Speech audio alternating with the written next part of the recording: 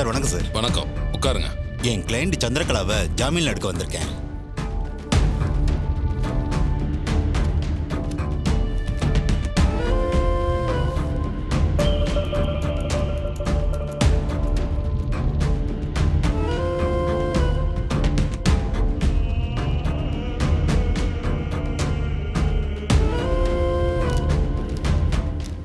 நீங்க கூட்டிட்டு போலாம்.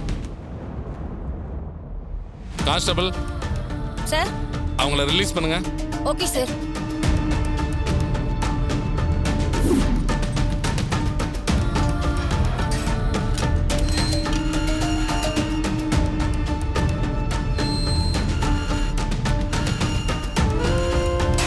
மேடம், இதுல ஒரு சைன் பண்ணுங்க.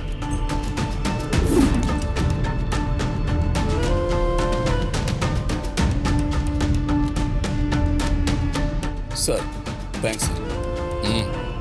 சந்திரா, போலாம். இல்லைங்க, இனிமேதான் நான் அங்க இருக்கணும். எனக்கு அங்க நிறைய வேலை இருக்கு. ஏய், என்ன சொல்ற? அதான் எல்லாம் முடிஞ்சிருச்சுல்ல.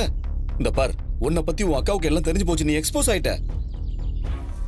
சந்திரா, இதுக்கப்புறம் நீ எப்படி அந்த வீட்டுல இருக்க முடியும்?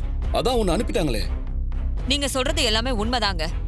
ஆனா நான் அந்த வீட்டுக்குள்ள போயாகணும், அங்கதான் இருந்து ஆகணும். ஏய், நீ பேசுறது எனக்கு புரியவே இல்ல. இவ்வளவு ஆன பிறகும் உன் அக்கா எப்படி உன்னை அந்த வீட்டுல சேர்த்துக்குவா? ஏய், அதுக்கு வாய்ப்பே இல்ல. இந்த பார், நீ எந்த நம்பிக்கையில அங்க போகணுங்கிற? எனக்கு ஒரு டவுட், எதுக்கு வேண்டி அங்க போகணுங்கிற? ஏங்க, என்னை இந்த நிலைமைக்கு ஆளாக்குன அந்த டிரைவரை எப்படி சும்மா விட முடியும்? அவனுக்கு நான் யாருன்னு காட்ட வேண்டாம்? அவன் இப்ப வேணா ஜெயிச்சிருக்கலாம். அதுக்காக நான் தோத்து ஓடிட முடியாது. அவனோட வெற்றியை காலி பண்ணணுங்க. அவனை தோக்கடிக்கணும், பழி வாங்கணும். சந்திரா, எனக்கு உன் கோபம் புரியுது. அவனை பழி வாங்கணும்னு எனக்கும் தான் தோணுது. ஆனா இதெல்லாம் அந்த வீட்டுக்குள்ள போனாதானே நடக்கும். இந்த பார், இவ்வளவு நாள் உங்க அக்கா உனக்கு சப்போர்ட்டா இருந்தா. அதனாலதான் நீ நினைச்சதெல்லாம் அங்க செய்ய முடிஞ்சது. இப்பதான் உன் அக்கா உனக்கு எதிரி ஆயிட்டாளே. உன்னால என்ன பண்ண முடியும் சொல்லு? உண்மைதாங்க. ஆனா அதுக்காக பேசாம இருந்துட முடியுமா? ஏதாவது சென்டிமெண்ட் டிராமா போட்டு அந்த வீட்டுக்குள்ள போய் தான் ஆகணும். சென்டிமெண்ட் டிராமாவா? என்னதான் பண்ண போற? என்னதான் இருந்தாலும் நான் அவ கூட பிறந்தவ. ஒரே ரத்தம். அந்த பாசம், சென்டிமெண்ட் இதெல்லாம் அக்கா கிட்ட இருக்கதா செய்யும். அத வச்சு அவளை காலி பண்ணணும். அப்படியா? ஆமா. என் அக்காக்காரிய எப்படி மடக்கி அந்த வீட்டுக்குள்ள போகணும்னு எனக்கு தெரியும். கண்டிப்பா போயிருவேன். நீங்க கவலைப்படாம இருங்க. நான் அங்க போகலனா நமக்கு தாங்க நஷ்டம். நமக்கு நஷ்டமா? ஏய், நீ என்ன சொல்ற? எனக்கு ஒண்ணும் புரியல. ஆமாங்க. நான் அங்க இல்லனா அந்த டிரைவர் கொஞ்சம் கொஞ்சமா என் அக்கா மனச மாத்தி 2 குடும்பத்தையும் ஒண்ணு சேர வச்சாலும் வச்சிருவான்.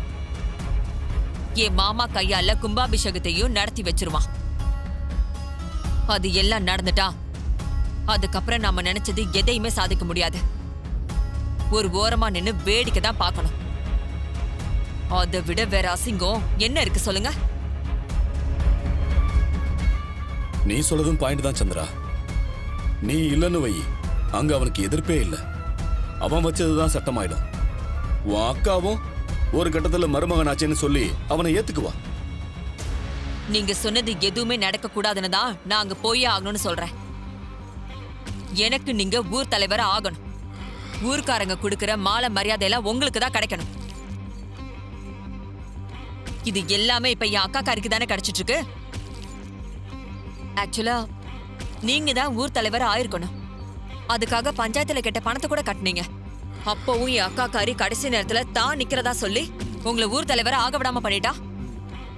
அந்த விஷயம் இன்னும் என் மனசுக்குள்ள நெருப்பா எரிஞ்சுக்கிட்டு தான் இருக்க. நீ சொல்றது எல்லாமே கரெக்ட் தான்.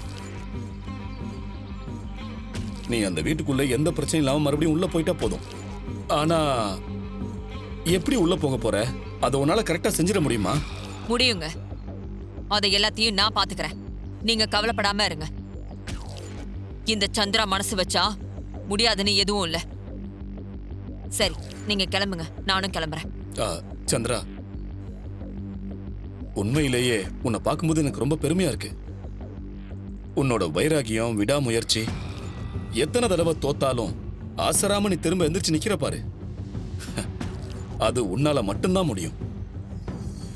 அது மட்டும் இல்ல, என் மேல உனக்கு இருக்கிற பிரியம், லவ், இதெல்லாம் நினைக்கும் போது மனசு பூரிச்சு போகுது. இதுல என்னங்க இருக்கு? உங்களை விட்டு கொடுத்து என்னால வாழ முடியாது. ஜெயிச்சாலும் தோத்தாலும் அது நம்ம 2 பேருக்குமா தான் இருக்கணும். உண்மைதான். நீ ட்ரை பண்ணு, ஆனா பார்த்து ஜாக்கிரதையா நடந்துக்கோ. ஒரு வேளை உன்னால அந்த வீட்டுக்குள்ள போக முடியாத சூழ்நிலை வந்ததுன்னு வையி, எதையுமே யோசிக்காத நேரா நம்ம வீட்டுக்கு வந்துரு.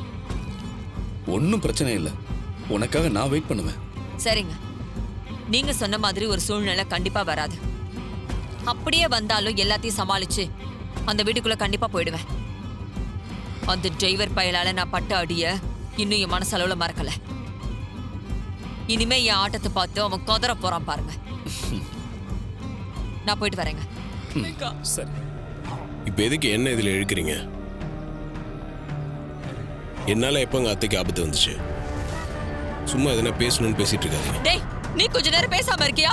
நான் என் அக்கா கிட்ட பேசிட்டு இருக்கேன். என் மனசுல இருக்கிற விஷயத்தெல்லாம் சிவனானி தெரிஞ்சுக்கிட்டு தந்திரமா என்ன கூப்பிட்டான். இந்த டிரைவரை ஊரை விட்டு துரத்துறதுக்கு அவன் ஹெல்ப் பண்றதா சொன்னான். எனக்கும் இவனை எப்படியாவது ஒழிச்சு கட்டணுங்கிற எண்ணம் மட்டும்தான் இருந்துச்சு.